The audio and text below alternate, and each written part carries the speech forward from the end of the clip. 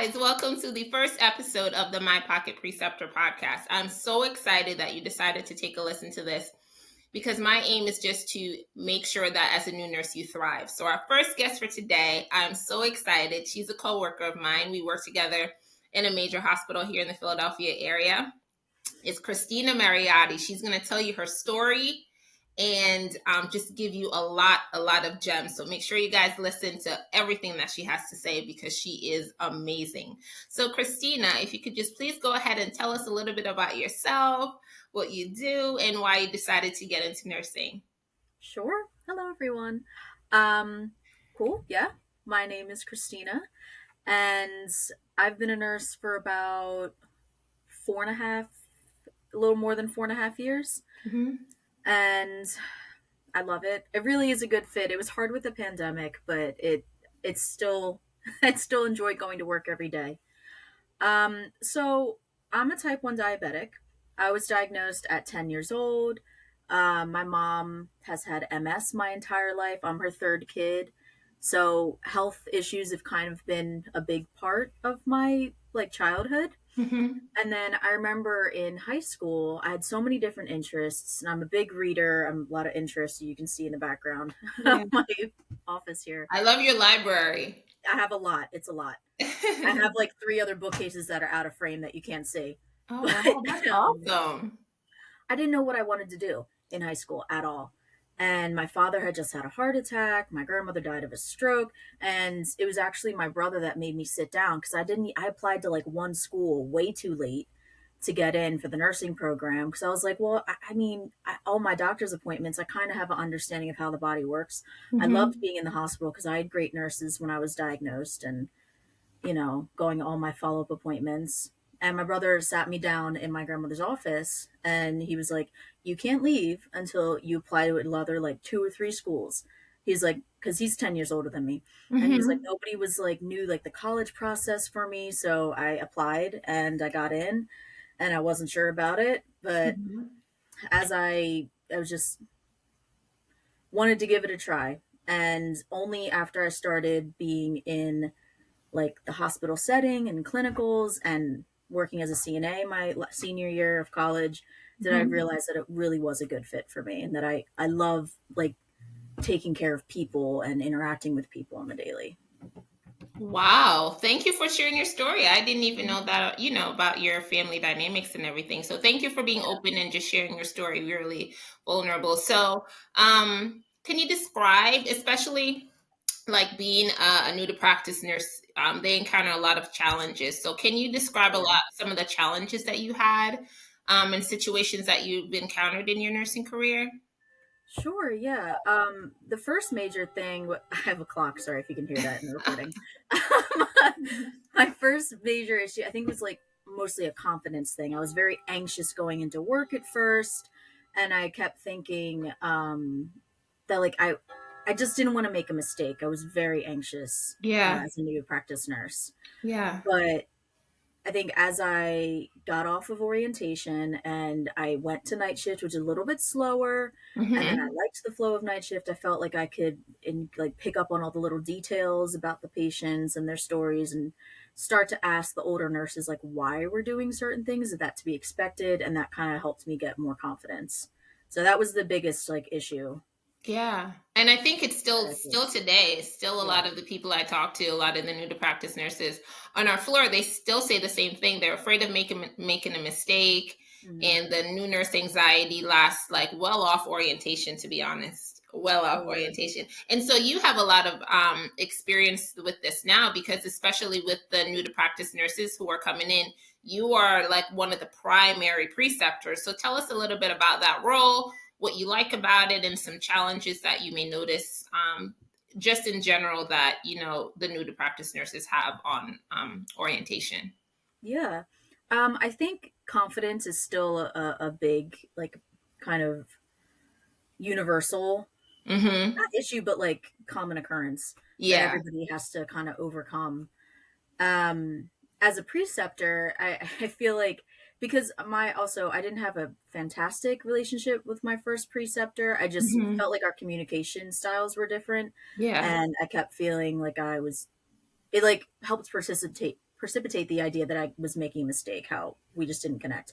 So the first thing I usually do is like I address my communication style as like I'm a little nitpicky on the documenting. That's not like you're a bad person because you document wrong, but it just I always look at it in the view of if this goes to court, I want to make sure I'm 100% protected. Yeah, So I absolutely. document everything. So Hmm. I'm just very upfront about like my expectations, my communication style, and then something I've noticed with the nurses and something that I have to keep reminding myself is I have to be like a little bit of a cheerleader and be like, Mm. I'm gonna congratulate you on doing something right. I'm gonna, Yeah, even if some other people might be like, well, you're supposed that's to be doing all expected, this, but I right? want to, yeah, it's like I'm not gonna, pat you on the back for doing something that's expected. I'm like, but they're new to doing all this, so I think it's important that you encourage that good behavior and stuff. Right.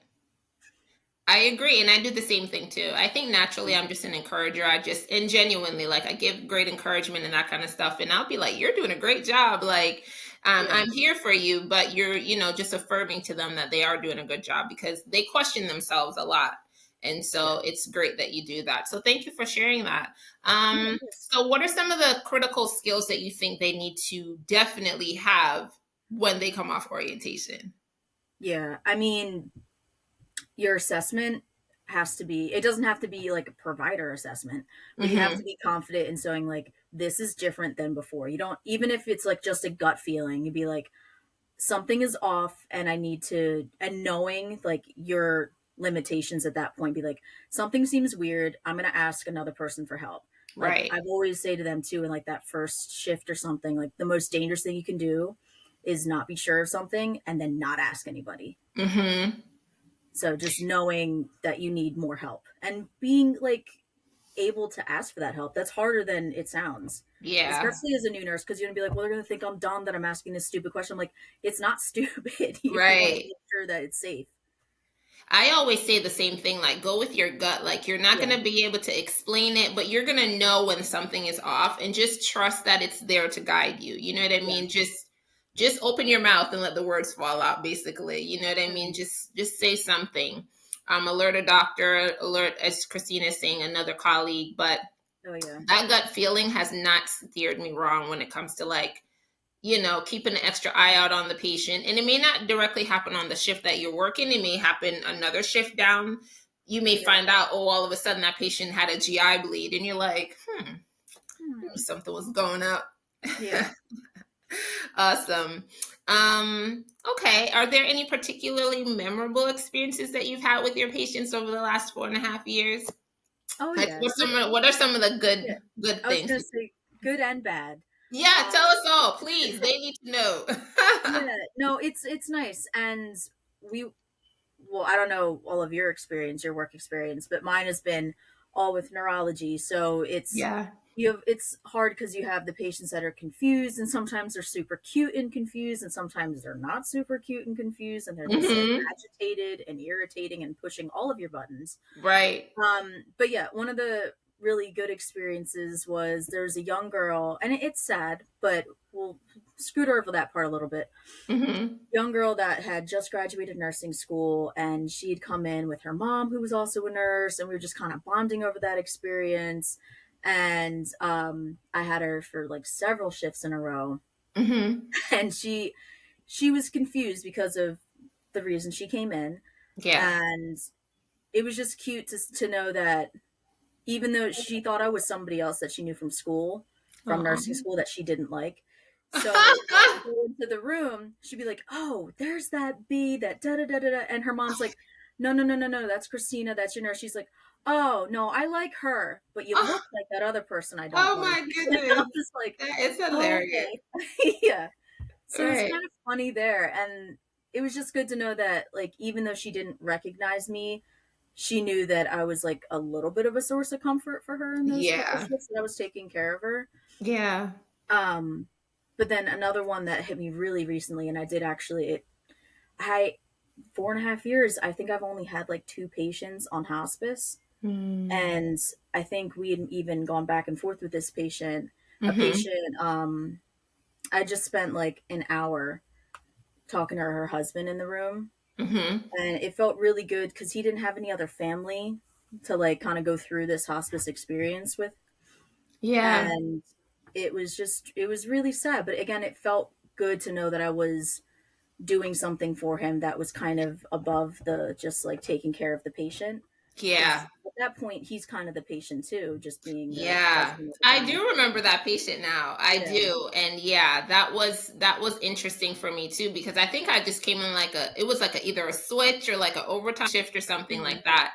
And it was one of those cases that was really sad.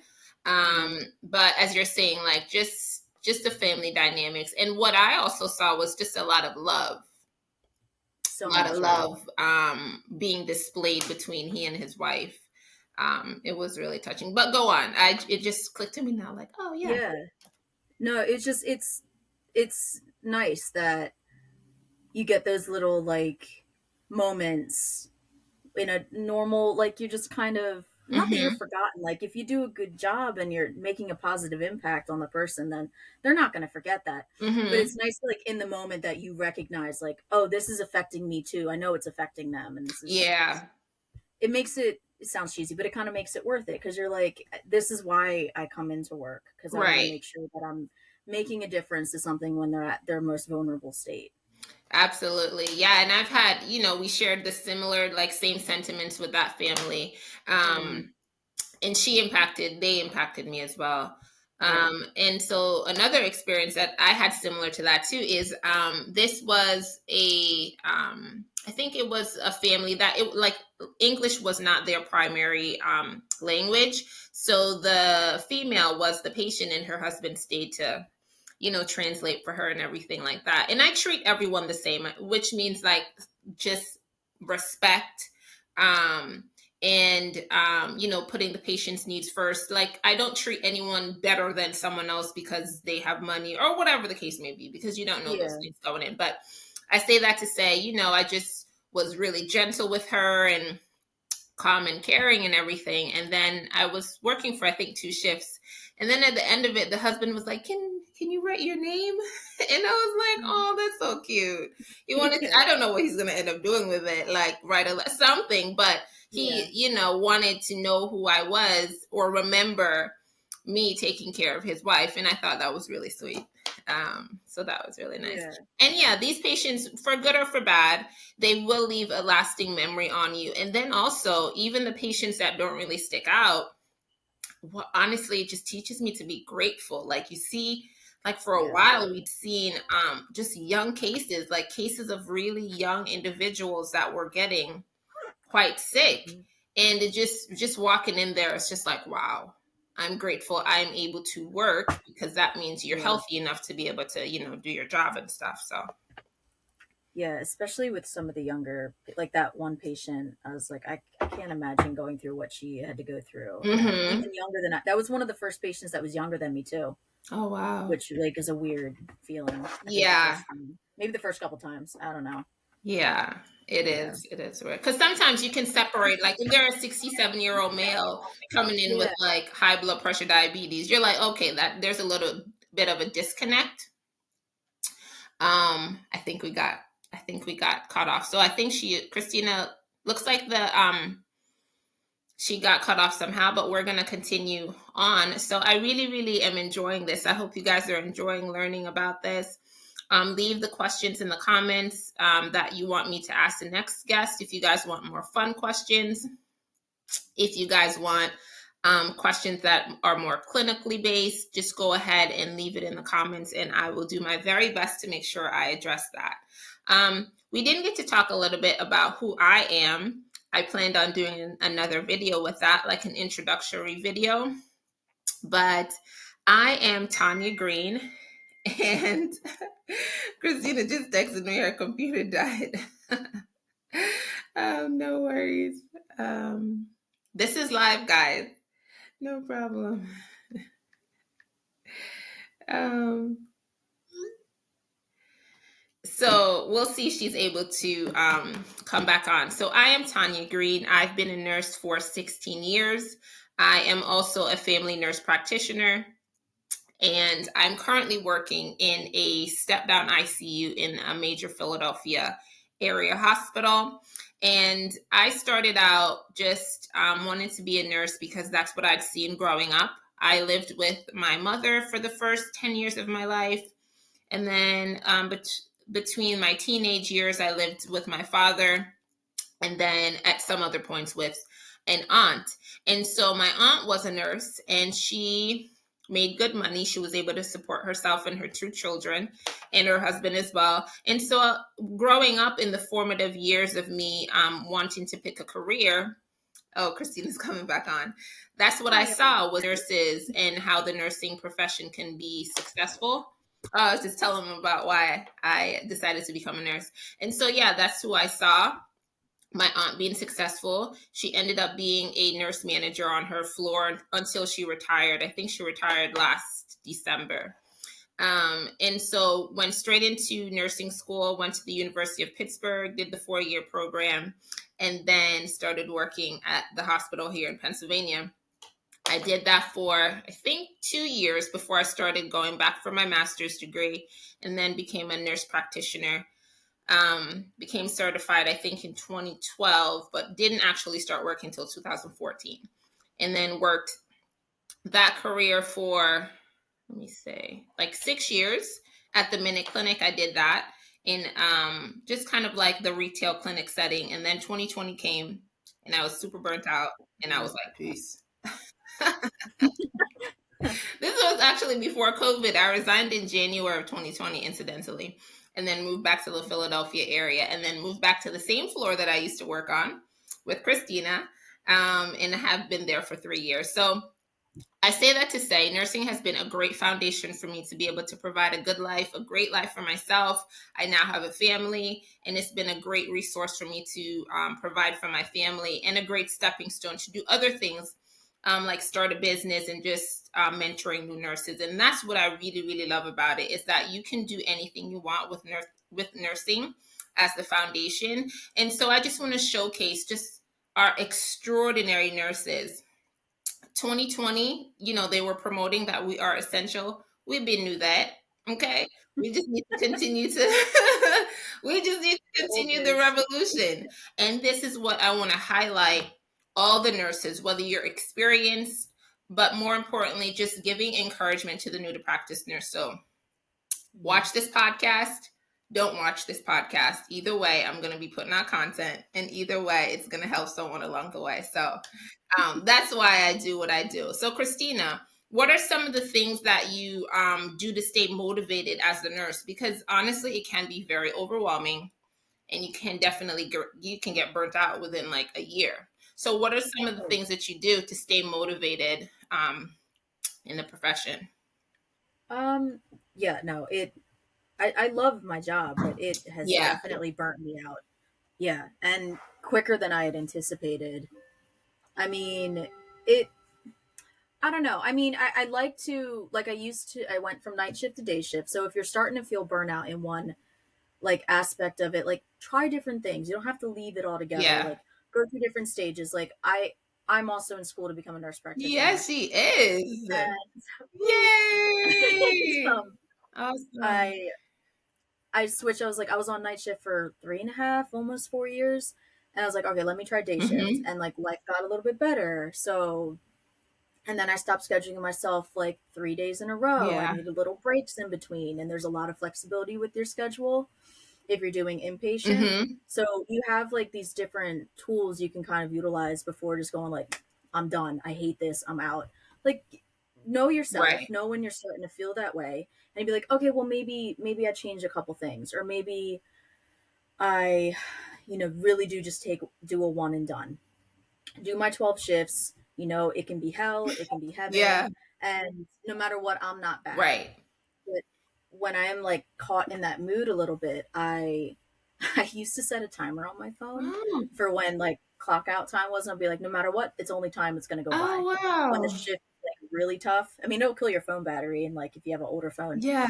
But I looked at that, and I remember another one of our coworkers is cracking up when she noticed that. That's super cool, though. That's really awesome. Sometimes you just need a little pick me up, like, oh, I went and did, like oral care on a patient, did some incontinence care, and I come back in like 45 minutes, like, oh, it's only 12 hours. I'm moving, that's like a whole hour that just went by. It's fine. Yeah. And also reading and like having something in my life that's not nursing Yeah. has been really important and difficult to kind of balance while being in school and working. Yeah. It's like nursing, nursing, nursing, nursing. What am I doing to take care of me? Yeah. Escape in, you know, movie, TV, music, podcast, whatever you do Yeah. to do a little self care. Um, but yeah, I would definitely try running through different things. So one, isolate what the like main issue is. Like if you're not sleeping on night shift, Yeah. not eating well, not seeing your family, like all those things are so important to your overall well being. Absolutely. You want to give yourself, you know, the tools for success. I think that's really genius. Like, figure out what the problem is and how you can solve it Mhm. before totally saying, oh, I'm over nursing or nursing sucks. Because you are going to have a learning curve with another career. If you choose to be a nurse practitioner, if you choose to be a pilot or whatever, a stay at home mom and entrepreneur, there still is going to be a learning curve for you. So, unless you know you win the lottery and you just collect checks, you're still going to have to do something that's going to require you to, learn a new skill. So I think that's very insightful for you to say, okay, like what is the major problem here? And then like, how can I fix it? You know what I mean? I think that's really awesome. And that's really, really innovative too with your, with the clock, like the countdown. That's amazing. So you alluded to some self-care tips like reading. Like what are some things that you like to read? I see you have a pet. You may spend a lot of time with your pet. So what are some self-care tips that you incorporate in your life? Um, I do a lot of stuff. So Tell us all I about live, it. yeah, no, yeah, I do a lot of stuff. I've I lived on campus for 4 years as an RA, so I have my own place, and thank God nursing has allowed me to have my own place and Like kind you of run it. purchased a home. No, no, no, not Oh, yet. I thought. I'm Haven't sorry. No, haven't. I thought you had said that at some point. I was still congratulations because you're still amazing. You know what I mean? You're Yeah, you're that's still supporting hard. yourself. I just Yep. thought. I'm sorry. It's okay. I'm looking at houses, but with school and like I know that's too much stress on me You know because I'd be moving yourself, in and by myself. I'm like, I'm not even gonna try to set that goal for myself because I know I'm not gonna succeed in it. It's only gonna make me feel worse. So let me wait to graduate and then I'll do that. exactly. But having my own space and like my little peace of mind, like my home is a little sanctuary to Yeah. myself because it's just me and my cats. Yeah. But I really I didn't understand like the value in that Mhm. until I had it. So that's a huge self care thing for Yes. me. Reading, I love fantasy, I love history, I like learning about different Oh, cultures, and nice. I have a couple self help books. I have one I'm looking at right now, The Key to Happiness, and then I read one recently that's just called Happy. That's like Oh, happiness is not it's not a destination, it's a journey. But the way she phrased it really resonated with me. yeah. It's like happiness is not it's like it's different than this like overjoyed, like euphoric sense. It's contentment. Yeah. You're like, oh, well, that's a good way. Like, I'm content all the Yeah. time. Does that mean I'm happy all the Yeah. time? Yeah. So just like reframing the way you look at a couple things. I also work out a lot, Nice. Yeah, you've which lost is a lot something of I need. weight. I was like, I good, have. Chris. I've lost like 35 Oh pounds my since I was gosh, that's awesome. That is awesome, Christina. and that also helps. That's self care. It might be a Yeah. little, not shallow because it's a health thing, but No, listen, when you feel great, um, when you look yeah, great, you feel great. And that's a major accomplishment. Don't try to talk yourself out of it. That is fantastic. it's Fantastic. helped so much because it's also I'm doing like boxing type stuff, so it gets some aggression and anger out That's too, right. which is yeah, Yeah. so that helps. And also I during 2020, like the quarantine, the lockdown, all that stuff, when we didn't know what was happening at like April, May, summer, Yeah. I started hiking Oh, outside and because wow. like in like little national parks and be like, hey, the world is older than anything else that we've ever experienced, and like it made it through all this stuff. It's gonna be here. We're gonna be here. It's gonna be Yeah. fine. Like it kind of set everything in perspective. That is a beautiful. You're just giving all these gems, Christina. We're gonna have to have you back. Yeah, I mean, just walking in nature, like I find I get the best ideas. I'm like Einstein when I walk. Like I get all these ideas. I'm like, oh yeah. Just It's popping off amazing. They just everywhere. like boom, boom, boom. Yeah, it's so refreshing. I agree. Yeah, and self-care is essential. Like a lot of people think that, oh, it doesn't matter, but especially as a nurse, like you have to take care of yourself before you take care of before you take care of other people. I mean, when I first started out, it would be times where like I just don't even like take time to ask myself like how I'm doing. You know what I mean? Like just check in with myself. Like, you meet someone or you see someone and you're like, how are you? It just becomes second nature for you to ask someone, how are you? But when was the last time, we asked ourselves, like, how am I doing? Like, really? Yeah. How am I doing? And like, I think I was on Instagram yesterday, and one of the creators that I saw, they had something that said they are like reparenting themselves, right? I thought that was Mm. really interesting. Yeah. Yeah, I like So that. she was asking herself, like, how do you feel? What do you need today? And just answering that for herself. And some days you may need rest. Some days you may need a hug. Some days you may need to go out. And some days you may need to buy yourself a luxury pocketbook, but that doesn't have to be every that, It's fun. that's right. Yeah. It doesn't have to be every time. And what I want us to understand is that self-care is it's no right or wrong way to do it. But the more you Mhm. do it, the more it becomes like second nature for you. And that's what we really want, is for us to like be whole as individuals. Like sometimes though, I think people may have this idea that the more they take care of other people, like the better humans they are. But in reality, the more you take care of yourself, the more you're able to like give to others and pour from a cup that's full. Yeah. um and that's just what we've learned along the way, right, Christina? Yeah, no, nursing has been, I honestly do feel like it's been as helpful to me as it's been for other people, because that wasn't like my family has been crazy.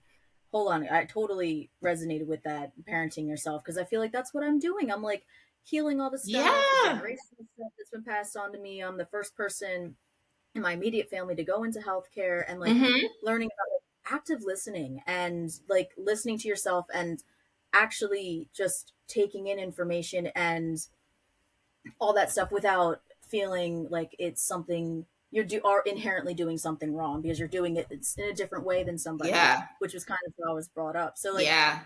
just reframing that has been helpful for me in my like journey and success, which has to go hand in hand, right? You can't Absolutely. be successful if you are hindering yourself. But yeah, self-care is like, because I thought it was this like cushy thing that like only spoiled people is the Yeah. same as being self-care, and it's It's not, not. because you can't do anything. You're just going to be miserable. Not everything in life has to be difficult. Right. Give yourself the opportunity to enjoy yourself, and also, and which will make you more successful Yeah, and in give whatever you yourself do. grace. Like as a news nurse, like Yeah. give yourself grace that even if you do make a mistake, as long as the patient didn't die and you didn't intentionally kill the patient, like give yourself grace. You know what I mean? You will make a mistake. Like I had a client who um she had an output for a particular drain that wasn't reported to the doctor, and she felt really bad about it, and I just encouraged her, like, that's okay, like the patient is still fine. you know Mhm. it's the patient was still okay at the end of the day. And so I think it's just really important for us to give ourselves grace as experienced nurses, as just human beings, Yeah. really, to give ourselves grace. Oh, Christina, this is going so well. So we're Okay, this is fun. what did you say? So this is fun. What's next? What, you'll come back for more. That's what's next. Yes, yes, yes. Okay. I love it. Okay, can you share some advice for aspiring nurses who are just starting out in their career? I think we alluded to a lot of it, but if you could just give a quick recap about, someone who's thinking about getting into nursing. Oh, please answer this question. This is a question I get a lot. Um, a new to practice nurse, she just got her nursing license, like they passed the NCLEX and everything. Do I have to go and start on a med surge floor? No.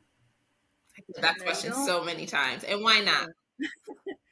Um, well, first off, like med surge is kind of like known as the jack of all trades. Like you're gonna get fantastic experience. You're going to know so Yeah, much by the time you leave that floor. But if it's not something that interests you, exactly. don't put yourself through it. Don't do it because you think that's the only way you're going to learn.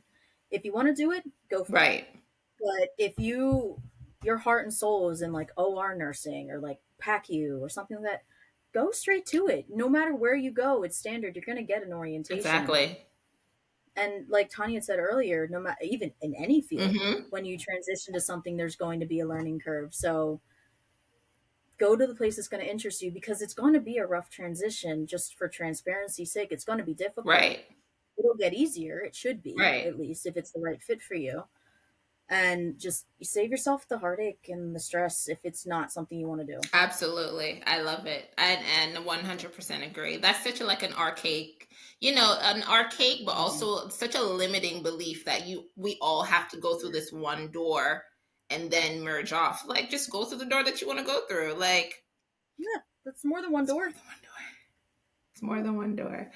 There's windows, there's crawl There spaces, you there's go. vents. There you Find go. out where you want to go. With Yeah. artificial intelligence, we could like teleport into the Yeah, just click there or something. We'll figure it out. Alrighty. Is there anything else that you want to share with us, Christina? Tell us about where you are now. You said you're in school with your master's degree.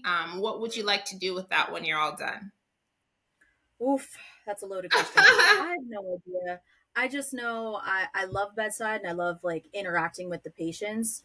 Years and years down the road, I don't think I want to be doing that because like my back and the stuff that super interests me is like I want to stop people from even getting to the Yeah. hospital. Like I want to do preventative care, outpatient education. I love stroke, which sounds horrible, but it's so preventable. Yes. And both my grandmothers had stroke. One had an ischemic, one had a hemorrhagic, Mm, which I didn't realize until I was in school. I'm like, oh, that's what the burr hole was for. yeah. But I want to, it's just, I feel like it could save so much heartache, especially when you see certain populations. Like there was one patient that came in super young. Obviously, he had some risk factors, had a stroke, went to a hospital that wasn't terribly like well equipped to handle that. Mm-hmm. And I feel like had he had better resources and that hospital had better resources, he wouldn't have been as debilitated and like as in a vegetative state as he was by the time he came to us after rehab. Wow. So it's I want to do stuff like that and help more people have like access to better care and also empower people to have say over their own care Yeah. because it's not, I mean, it's easy when you're in the field to say like it's not that complicated, but they really are just like basic things that the health literacy is so low Yeah. and it's so heartbreaking. It's like if or people just say yes, yes, yes to things without understanding the risks, and then they come out of surgery Mm-hmm. not at all what they expected. That is so true. That's definitely an interesting, what you're saying, the health literacy is very poor. There have been instances where like a patient was asking for a medication for his wife and it was for like her stomach or something and I'm like what's the name of the medication and they couldn't tell me and Yeah, I'm just like it's hard but it's important to just arm yourself with the knowledge especially when it comes to your body and if you have a family member that you have to do that for especially being a nurse as well you may not realize it now but your family is going to come to you for a lot of medical questions everything. I'm just like, I'm not a nurse today. Nope, I'm not working today. But it's important to arm them with the confidence that the information does seem overwhelming, like these medications with these long names and, these commercials that tell you all the side effects or all these things, but there are things like they need to read the after report summary, like when they leave the hospital. It gives a gamut of information. Or like when they go to their doctor, if they're getting started on a new medication, what is that medication for? You know what I mean? What are the side effects? What should I look out for? But primarily, what is the medication for? And if you don't understand, just to question that. And I think just empowering our family members that it's okay to ask questions. Like these doctors are not God. We know that. You can ask them questions. And if they're not answering your questions, then you may need to find a provider that matches you a little bit better. yeah. Shop around. There's nothing wrong with shopping around with a provider that you feel like you have a good connection with. Mm-hmm. You shouldn't go to somebody that you feel like talks down to you, doesn't take you seriously, or is like pushing something on Right. you. if they're pushing something, then that means you guys do not communicate well, Right. and it's your life. You have to communicate well with that person. Absolutely. And so we're just going to get into like a really dark section of nursing right now, just for a little bit. But a lot of new to practice nurses or nursing students experience like bullying, or like nurses eat their young. Like, how do you address that? Like, how do you, I know you don't do it. We don't do it. On our floor, I think we're excellent nurses. Like, we are very welcoming and genuinely like take new to practice nurses under their wings. But how do you feel about that concept still being associated with nurses?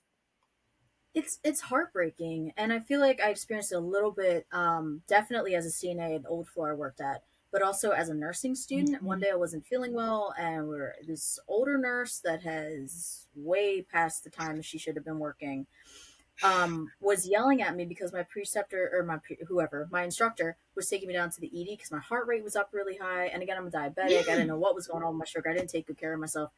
And she's like, she's gonna have to get thicker skin if she's gonna get through nursing. And I remember being so like offended by that. I Yeah. was like, I have a thick skin. My heart rate's in the 130s right now. Right. Like, what are you talking about? But I think it's really sad because I feel like in those situations, like hurt people. I 100% believe that. Yeah. And it's probably a result of lack of support Hmm. in that area or on that floor, or excuse me, like them just constantly getting all these responsibilities that they shouldn't have to take care of, Right. and they're stressed out. um or just like bitterness again, like that woman should have Been been retired. retired. Yeah, like if don't go into nursing because you think it's going to be easy, cushy, make a lot of money kind of job. Like, you deal with Right. people. Some people are ignorant, some people are Right. appreciative, some people are stubborn, Right. but you're dealing with people Hmm. all day every At day, their worst most of the time, they're most of the time. scared. They don't know how to communicate that they feel vulnerable. And Hmm. yeah, so I agree. That is not tolerable on any level. And if you're a new nurse experiencing that on your floor, there's different ways for you to address that. You can go on the Yeah. policies on your institution's like site and check out the policies that they have on bullying, and then just the steps that you would take to report that. But that is not okay. So I want you to know that if you are experiencing that, that is not okay. No, No. So it's not part of the job it's not description. exactly. That's a good one. It's not a part of the job. It's not a part of my job Absolutely. description. Yeah. I'm out. Well, this has been so much fun, Christina. So I want to know, Yeah. what are some things that you listen to? Like, when you're coming into work to get you amped up, like what music do you listen to? And what just Okay, gets you like ready for the shift? ready for it. Yeah. I like all the different types of music. Mhm. Sometimes I'll listen to like a funny, dramatic, like podcast if if I've had difficulty separating myself from work, Mm. or if I'm going like back to back shifts and be like, I just need like a little break again, like an escape. That's a Yeah, coping yeah. mechanism. Little thing to make me laugh before I go in. I'll listen to some Glass Animals, Heat Waves, love it. That's a good like summer flick. I can just one of the songs I can put on repeat. Uh-huh. Blinding Lights, Weekends, like that stuff. Yeah. Or occasionally I'll listen to classical going in if I'm Nice. really like just need something with no words because Yeah. I've been talking or have been talking all day. But yeah, anything that's like a good jam that can get me out of a funk. I I trust love me. it. I have this one Pop. Afrobeat that I play on my YouTube, and Hmm. it's the zhuzh for me. Like, when I play that, like my frequency is as high as it needs to be. I'm going Yeah. in. It's gonna be a good night. And then other Hmm. nights, I'll just listen to like so I'm not sure if you are familiar with like 528 hertz, like hertz music. It's just like different frequencies. Yeah. Yup. Yep. Yep. Yep. Yup, that is it. I love it. So that really helps me too. But I have to be careful because it just like calms me so much that I want to fall asleep.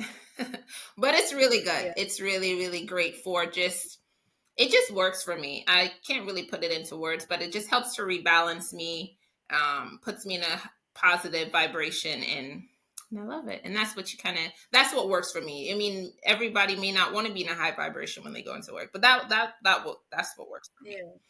Yeah. So this has been fun. Is there anything that you want to share with our listeners? I'll say just Last word. don't lose hope. It's going to be hard before it gets easy, but you'll get there. Yeah. It'll be all right. Absolutely. So Yeah. this has been so wonderful. Thank you so much for your time. I really enjoyed our conversation and I look forward to having you in the future when you're finished with nursing school. You are always welcome back with the program. You're finishing next year, right? Yeah, next August. That's awesome. I am proud of you. You are a great nurse. I want to tell this in front of Thank you. all you. She is a fantastic nurse. She's wonderful. She's always very helpful. She has a wealth of knowledge. I go to her and ask her for questions for clarity on a bunch of different things. So I just want to acknowledge you, Christina, and say I'm grateful for you and thank you for allowing me to interview you for my guest today. Oh my God, no! This has been so fun, and I am definitely going to be picking your brain at work or off camera, whatever, because I've been thinking about podcasts for a long time because I've enjoyed listening to one Yes. for so long, but I'm not good Let's at it. do I don't it. understand all of this, so I'm going to be asking you for a lot of advice and mad respect for starting this and like having kids and job and other job and signing up for bonus and all of that. So I don't know how you do it. Thank you. Thank you, Christina. I appreciate you. You are awesome. I hope you have a great rest of the afternoon. Reach out to me for anything. Hey, guys, go ahead, like and subscribe and leave a comment. Thank you. Bye, Christina. Bye. Bye-bye.